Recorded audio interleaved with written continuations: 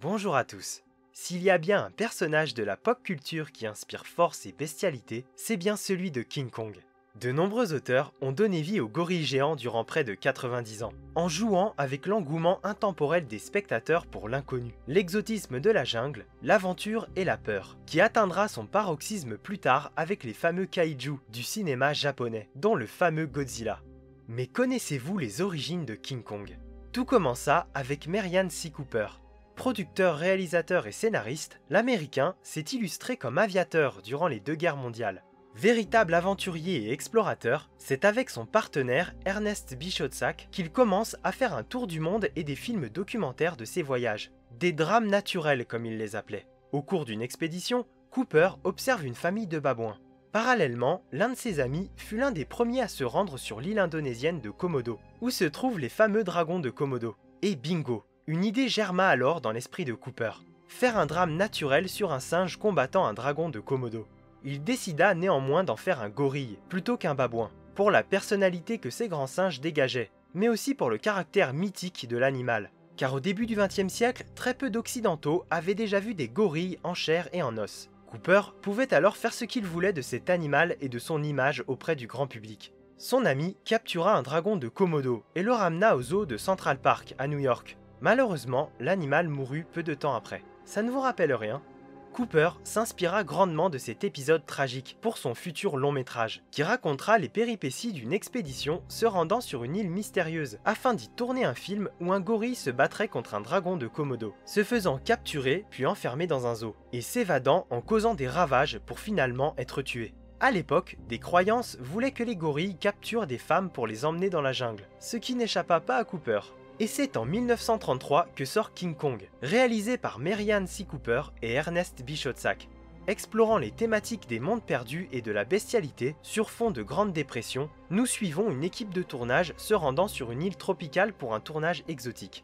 Ellie découvre un environnement hostile et un primate colossal qui tombe amoureux de la starlette accompagnant l'équipe du film. L'animal est ensuite capturé et ramené à New York pour une exposition publique. Le film invente littéralement un mythe, un personnage, remportant un franc succès auprès du grand public. Bien que l'on puisse noter des similitudes avec Le Monde perdu de Arthur Conan Doyle et son adaptation cinématographique. L'une de ces similitudes étant le travail de l'animateur Willis O'Brien et ses effets spéciaux en stop motion, notamment sur les animaux préhistoriques. Le long métrage de 1933 connaîtra plusieurs remakes et autres reboots, allant jusqu'au fameux Kong vs Godzilla. Mais c'est le King Kong de 2005, réalisé par Peter Jackson, qui va être le centre de notre attention aujourd'hui. Le film reprend fidèlement les éléments du King Kong de 1933 et est un véritable hommage au 7e art. D'une durée de 3 heures, le film est structuré de la manière suivante. Une partie à New York, nous introduisant les personnages ainsi que l'histoire. Ensuite, l'arrivée sur Skull Island, l'île du crâne, pour le tournage du film, l'exploration de l'île, l'enlèvement de Han Darrow par Kong et sa recherche. Et pour finir, le retour à New York et la mort de Kong, abattu par l'armée. Le personnage de Kong est plus petit que dans ses précédentes itérations, plus réaliste et expressif, moins anthropomorphique que dans la version de 1933. La complicité entre le gorille géant et le personnage de Han Darrow est intense et poétique, tranchant avec la cupidité de Carl Denham, le personnage joué par Jack Black et le monde hostile de Skull Island, sur fond de Grande Dépression. Mais ce n'est pas le personnage de Kong qui va nous intéresser aujourd'hui. Car j'aurais pu faire le parallèle avec le fameux Gigantopithèque, mais ça, ce sera pour une prochaine fois. On va s'intéresser plus particulièrement à une scène assez marquante et qui doit certainement encore hanter vos cauchemars. Et vous me voyez venir, c'est une scène avec des bestioles, mais pas n'importe lesquelles. La fameuse scène du puits aux insectes géants, celle où nos héros chutent après une crise de colère de notre cher Kong. Est-ce que vous savez que cette scène existait déjà dans le King Kong de 1933? Elle fut supprimée de la version finale, mais on en a retrouvé quelques bribes. La scène se retrouve finalement quelques décennies plus tard dans le remake de Peter Jackson.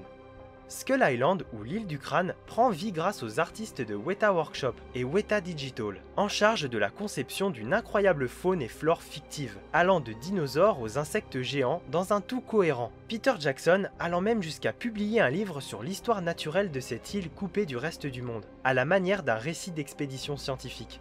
J'ai mentionné Weta Workshop, en voilà une belle transition. Il s'agit d'une entreprise néo-zélandaise spécialisée dans la conception d'effets spéciaux pour le cinéma et la télévision, et possédant plusieurs divisions. Le studio Weta Digital, dont l'un des cofondateurs n'est autre que Peter Jackson lui-même, a œuvré sur les effets spéciaux de nombreuses grosses productions, comme la trilogie du Seigneur des Anneaux, Le Monde de Narnia, Avatar de James Cameron et bien sûr King Kong.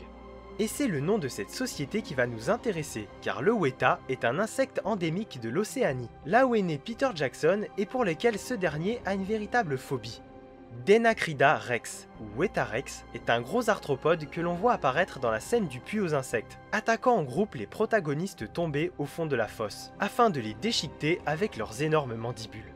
Dans cette démarche de réalisme, les créatifs œuvrant sur King Kong ont même été jusqu'à donner des taxons à la faune de Skull Island, car si l'espèce du film est fictive, son genre Denacrida ne l'est pas.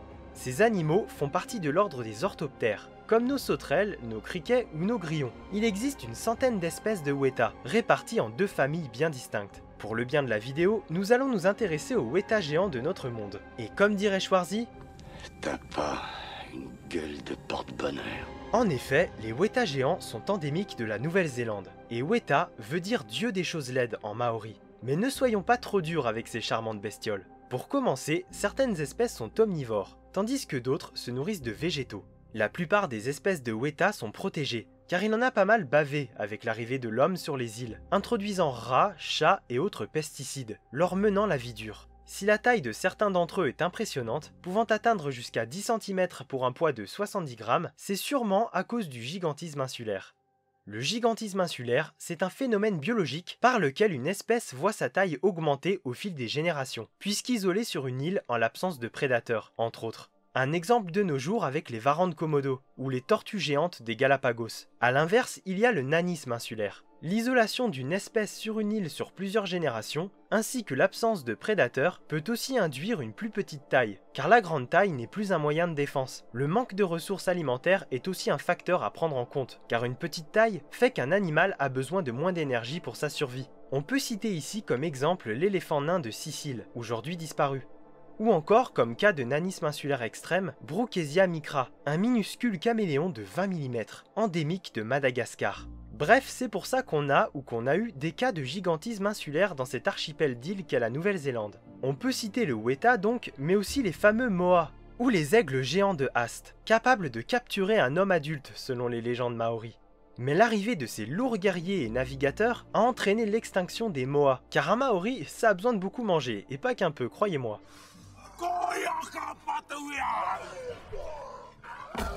Les moas étant les proies principales des aigles de Haast, ces derniers ont eux aussi disparu plusieurs siècles plus tard. Vous l'aurez compris, sur Skull Island, on est clairement dans ce phénomène d'évolution insulaire, à l'origine du nanisme ou du gigantisme des bestioles peuplant l'île. On a commencé léger avec le weta.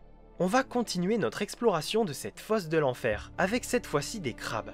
Dans le long métrage, on peut voir l'un des membres de l'expédition se faire attraper assez violemment par une pince géante, semblant appartenir à un crustacé géant, portant le doux nom de Deplector. Puis, pour terminer ce cauchemar en beauté, nos héros vont se faire attaquer par une armée d'Arachnocidis et d'Abycidis. Ces arthropodes géants sont fictifs, mais tirent évidemment leurs inspirations de plusieurs de leurs homologues du monde réel.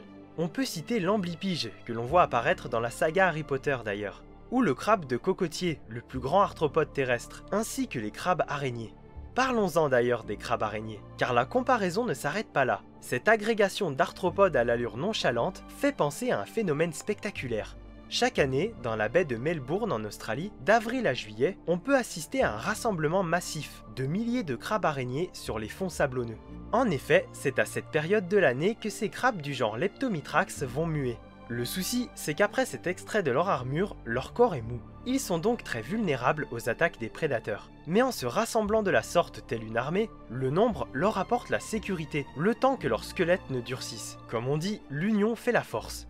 Restons au fond des océans, mais remontons cette fois-ci 500 millions d'années en arrière. L'un des moments les plus marquants est certainement la mort de Gollum, du personnage incarné par Andy Serkis, qui incarne aussi King Kong à l'écran, et oui, ses mouvements ont en effet été numérisés. L'acteur a même côtoyé des gorilles des montagnes au Rwanda, afin de s'approprier au mieux leur démarche, pour incarner quelques années plus tard un autre grand singe à l'écran, mais je m'égare. Son personnage dans le film, Lumpy, se fait littéralement dévorer vivant par des espèces de vers géants assez dégueulasses, il faut le dire. Une fois n'est pas coutume, et vous vous en doutez, si je vous dis que ces vers ont existé. Enfin, en quelque sorte. On va donc remonter dans le temps à une période fascinante de l'histoire de la vie, le Cambrien. Il y a environ 500 millions d'années, où se sont côtoyés des organismes marins à la fois étranges et fascinants, et où la prédation a réellement fait son apparition. Les fans de l'ère primaire vont être ravis. Parmi ces Pokémon, on va s'attarder sur un genre de ver marin, âgé de plus de 500 millions d'années, qui gobait ses proies et qui, il faut le dire, a une forme de pénis humain. C'est vachement précis tout ça. Je pense que je vais laisser un invité spécial vous parler de tout ça, hein. Ça vaut mieux. N'est-ce pas, Kusa? Kusa?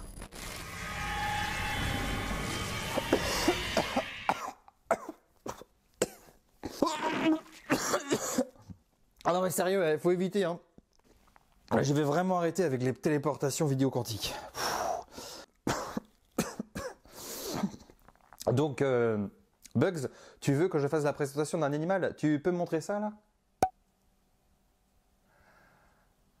Ah d'accord, Otoya. Ok. Donc c'est saut 2021. Hein. Je veux percer dans le YouTube Game. Donc pour ça, je parle d'animaux qui ont une forme, on va dire, pour rester poli, phallique. C'est ça? Bon, bah, je m'y colle, hein. J'ai pas trop le choix. D'accord? Bon, bah, let's go. Donc le genre Phallusia, non, pas Phallusia. Donc le genre Otoya comprend aujourd'hui deux espèces. Otoya prolifica et Otoya tricuspida. Comme l'a dit Bugs, il s'agit de vers marins du Cambrien moyen, à la différence de ceux que l'on trouve dans King Kong, qui eux sont bel et bien terrestres. Et petite anecdote, on retrouve même dans la série Primevole, c'est une série que j'ai beaucoup appréciée. Alors je les ai regardées il n'y a pas très longtemps, j'ai un peu tiqué. Hein. Donc la série Primevole ou Nick Cutter et les Portes du Temps, sortie à quelques années d'intervalle avec notre cher King Kong, où ces vers sont presque identiques.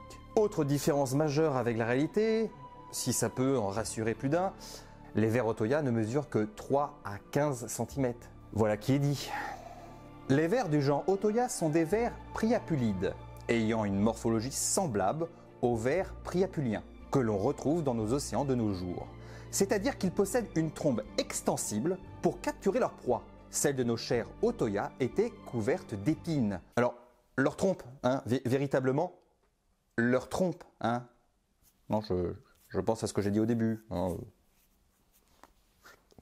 Bref, ces charmants vers étaient des fouisseurs creusant des terriers en forme de U et se servant de cette trompe rétractile pour capturer des proies passant à proximité. Les Otoya semblaient aussi avoir un comportement de charognard, voire même de cannibalisme. On a même retrouvé un spécimen fossilisé révélant le contenu de ses intestins. J'espère que vous n'êtes pas en train de déjeuner ou de dîner. On connaît près d'1 millier de spécimens fossiles à l'heure actuelle, spécimens très répandus dans les légendaires schistes de Burgess, en Colombie-Britannique. On a même retrouvé des spécimens aux États-Unis et en Espagne. D'ailleurs, je vous conseille vivement le fameux livre de Stephen Jay Gould, La vie est belle, pour bien sûr approfondir le sujet. Et je l'ai lu il n'y a pas très longtemps et j'ai appris énormément de choses et j'ai passé un très très bon moment. Ah, quel paléontologue, évolutionniste et écrivain, ce cher Stephen Jay Gould. Dommage qu'il nous a quittés. Je savais que tu serais le mieux placé pour parler de ces monstres disparus. Merci à toi pour ton intervention. Franchement, merci de m'avoir invité au sein de cette vidéo. Et à part ce côté phallique, non, c'était cool. Je ne peux que vous recommander vivement la chaîne de Kusa, alias Graines de Savoir.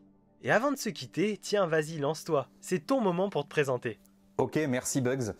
Donc voilà, je suis donc Kusa au sein de la chaîne Graines de Savoir et j'ai un contenu scientifique, mais surtout très épicé en paléontologie et les dinosaures, hein, plus précisément, mais également avec une petite pincée d'astronomie de temps en temps. Donc voilà, pour tous ceux qui sont passionnés par la paléontologie, passionnés par les dinosaures, mais également passionnés par l'astronomie, bah, n'hésitez pas à venir en masse sur ma chaîne.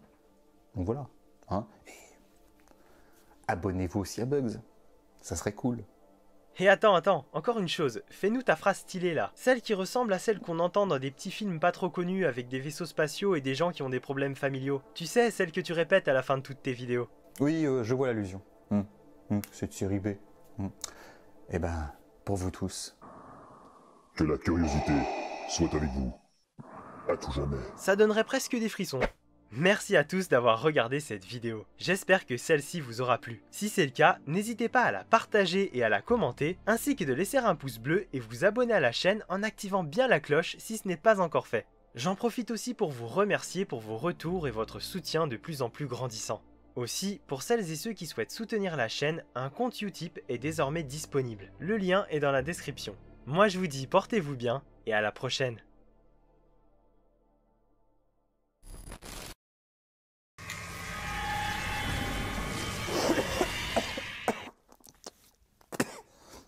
Et voilà, ça recommence. Mais je suis où là? Ah non, faut vraiment qu'on arrête d'utiliser ça, quoi. Ah non, les téléporteurs vidéo haute quantique, non, c'est pas au point. Eh oh, Y'a quelqu'un? Est-ce qu'il y a une sortie?